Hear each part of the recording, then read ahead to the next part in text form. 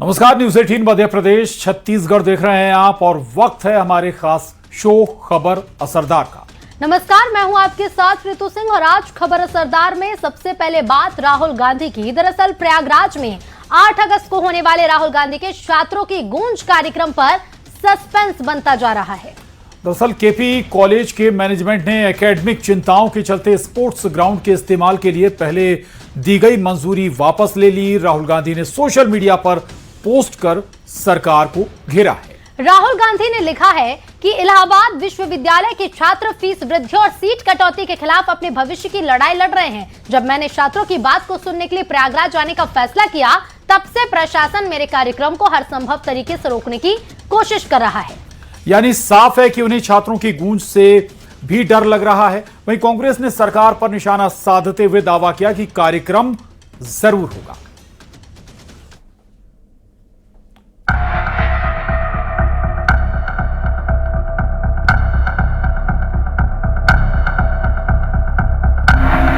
छात्रों के नाम पर सियासत का नया चैप्टर खुल चुका है। प्रयागराज में 8 अगस्त को होने वाले राहुल गांधी के छात्रों की गूंज कार्यक्रम पर सस्पेंस हो गया है। केपी कॉलेज के मैनेजमेंट ने एकेडमिक चिंताओं के चलते स्पोर्ट्स ग्राउंड के इस्तेमाल के लिए पहले दी गई मंजूरी वापस ले ली है। हालांकि केपी कॉलेज के मैनेजमेंट ने यह भी कहा कि ऐसा कार्यक्रम छुट्टियों के दौरान या बारिश का मौसम खत्म होने के बाद किया जा सकता है। छात्रों की गूंज उनकी तिरुवनंतपुरम में कब होगी, रांची में कब होगा, उनका कब होगा बेंगलोर में, कब होगा उनका हिमाचल में, जहां पर वो सरकार में है वहां के छात्रों की बात को भी तो सुनेंगे आप, या सिर्फ आप उन्हीं राज्यों में जाएंगे जहां आपको लगता है कि आपको राजनीतिक लाभ मिलेगा। छात्रों की गूंज से क्यों डरती है सरकार? आप छात्रों की गूंज को रोकेंगे तो छात्रों की हुंकार सुनाई पड़ेगी।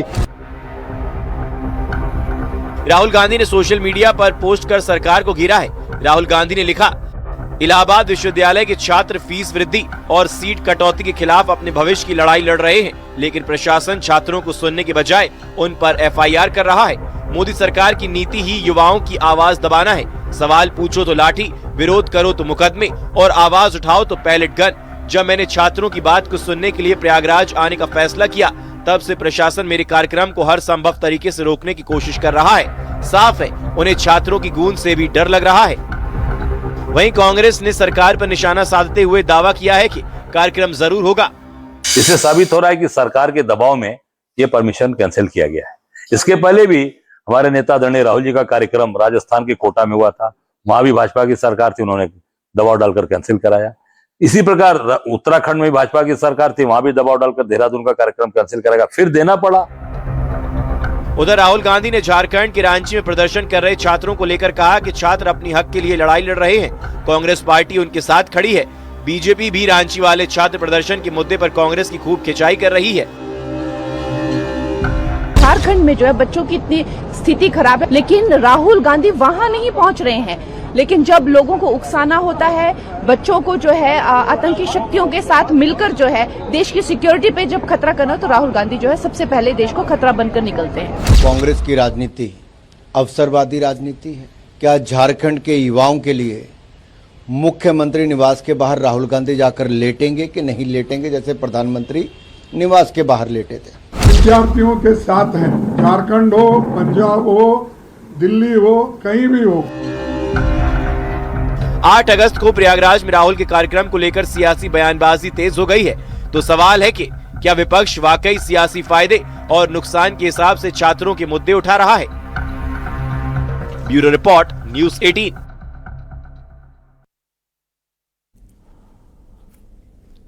उत्तर प्रदेश में अगले साल विधानसभा के चुनाव होने हैं और ऐसे में जातीय समीकरण साधने के लिए राजनीतिक दलों ने कमर कस ली है।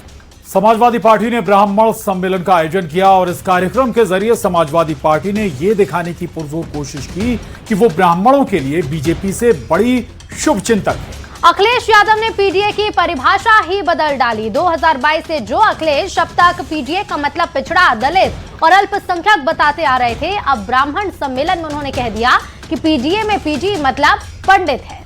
अखिलेश यादव के बयान पर अब बीजेपी ने निशाना साधा है।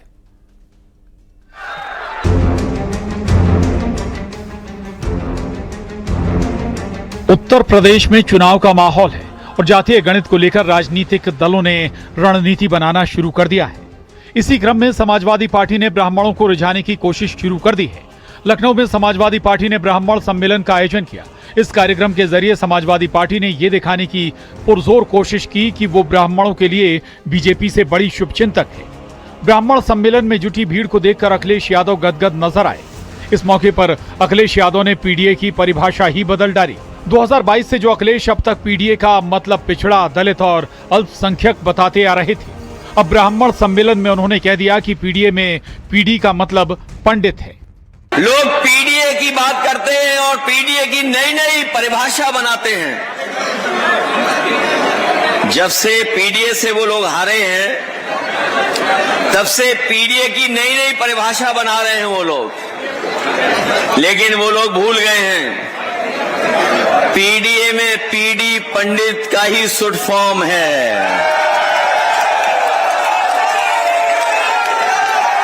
जो लोग पीडीए की परिभाषा समय समय पर दूसरी बनाते हैं,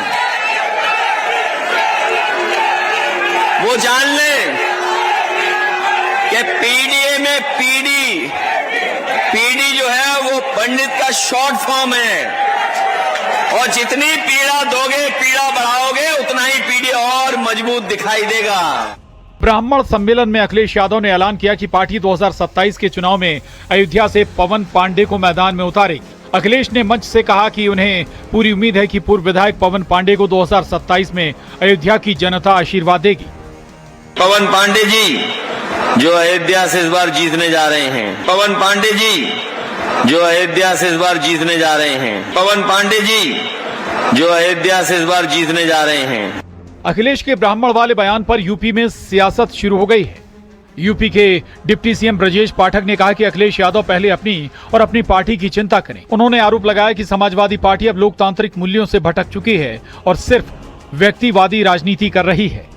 अखिलेश यादव जी अपनी पार्टी का और अपने हाल की चिंता करें। समाजवादी पार्टी अराजकता, गैर लोकतांत्रिक और पूज्य जनेश्वर मिश्र जी के सिद्धांतों से भटक चुकी है। पूज्य जनेश्वर मिश्र जी ने कहा था कि जब सदन चल रहा हो तब लोकतांत्रिक प्रक्रिया के तहत जनता की आवाज़ को सदन में उठाना चाहिए।